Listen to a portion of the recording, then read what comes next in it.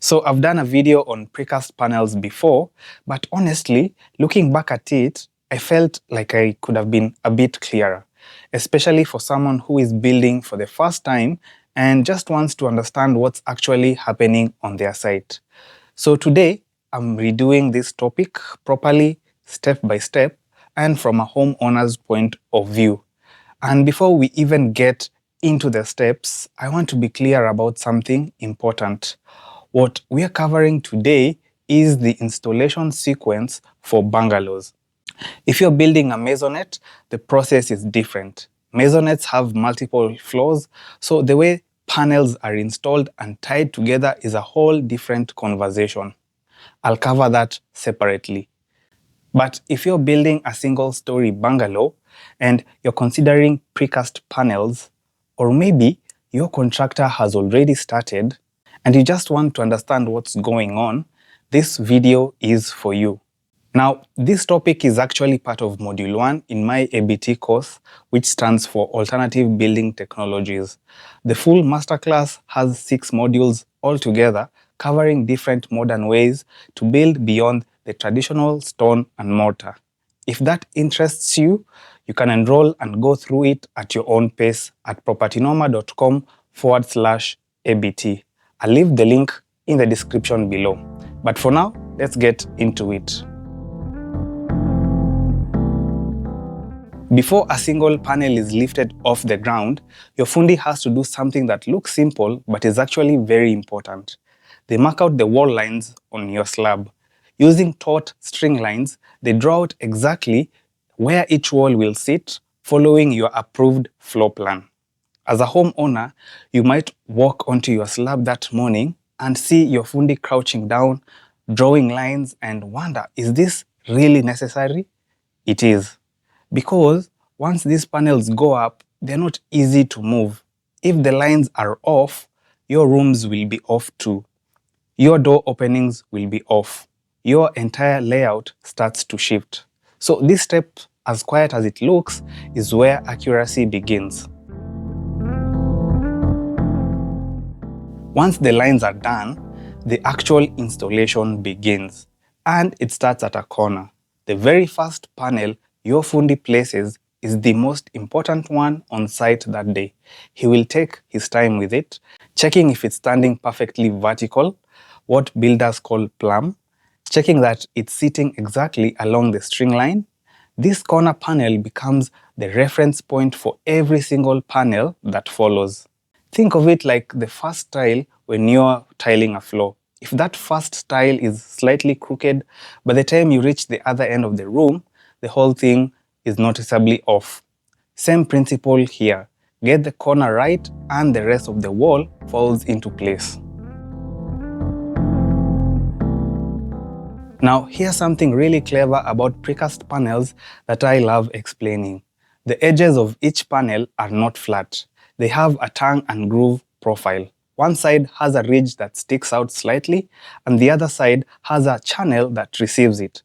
So when your fundi places the second panel, it doesn't just sit next to the first one. It slots into it, like puzzle pieces. This means the alignment happens naturally, panel after panel, each one guiding the next, keeping the wall straight without your fundi having to measure every single time.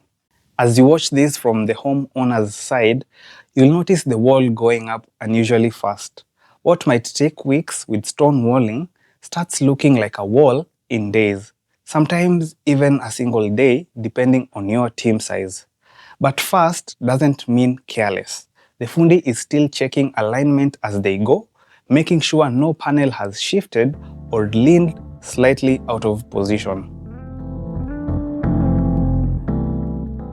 As the walls grow taller, before everything is fully locked together, the panels need something to keep them steady. This is where temporary props or braces come in. These are usually metal or timber supports that lean against the panels from the outside, holding them in position while the rest of the work continues. You might see these and think the walls look unstable. They don't. The bracing is just a precaution, especially if there's wind on site or if installation is still in progress when the team breaks for the day. Once the top channel is fixed and the structure starts tying itself together, these props come down. With traditional stone walling, once your walls reach the top, you pour what's called a ring beam, a concrete beam that runs along the top of your walls, tying everything together and helping carry the roof load. With precast bungalows, the equivalent of that ring beam is a steel C-channel. It's a steel profile shaped like the letter C or the letter U, and it's fixed along the top of your panel walls, running continuously from one wall to the next all the way around. What this channel does is simple but critical. It connects all the panels together at the top. It stops them from spreading outward when the roof is eventually loaded on. And it distributes the weight from the roof evenly across all your walls. Think of it as the cap that turns a collection of panels into one unified wall system. Once this channel is in place, your walls are no longer individual pieces standing next to each other. They are one structure. And that's when the roofing team can come in and begin their work. Now, I want to go back slightly because there's something that happens during and after panel installation that many homeowners can miss. Once your panels are standing in position, your fundi applies a thick layer of plaster underneath the panel edges from the outside. This plaster fills any small gaps between the bottom of the panel and the slab. It beds the panel down properly, so it's not just resting on surface contact. It's sitting on a solid, continuous layer, and this also prevents the bottom of the panel from shifting sideways over time. But that's only half of it. On the inside of the house, once all the panels are up, you will eventually have screeding done. Screeding is the process of pouring a thick layer of cement mortar to level your final floor surface. When that screed is poured, it overlaps the base of each panel. It essentially buries the bottom of each panel inside the floor finish. So now you have plaster on the outside and screed on the inside. The panel is anchored from both directions. It cannot move outward, it cannot move inward. And once both layers cure and harden, those panels become part of your slab. So let's bring it all together. As a homeowner watching precast panel installation, here's what the sequence looks like from start to finish. Your fundi marks the wall lines on your slab. The first corner panel goes up and is set perfectly plumb. The remaining panels follow, slotting into each other with the tongue and groove connection. Temporary braces hold everything steady while work continues.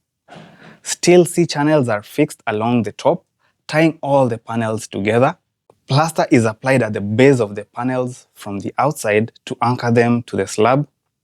And once the internal screeding is done, the panels are locked in from both sides.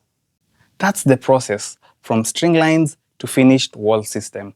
And unlike stone walling, where you're watching courses of stone rise slowly week by week, precast panels move fast.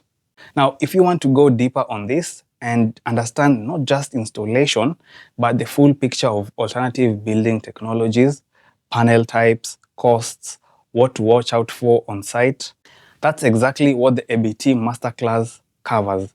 It has 6 modules in total. Module 1 is where this installation topic lives, and the other modules go into other technologies, comparisons, and decisions you'll face as a homeowner looking to build differently. You can enroll and go at your own pace at propertynoma.com/ABT. The link is in the description. Because at the end of the day, building with precast panels is not difficult, but understanding what's happening step by step means you can walk onto your site and actually follow what's going on. You're not just watching, you are informed, and that makes all the difference. As always, thanks for watching, and I hope to see you in the next video.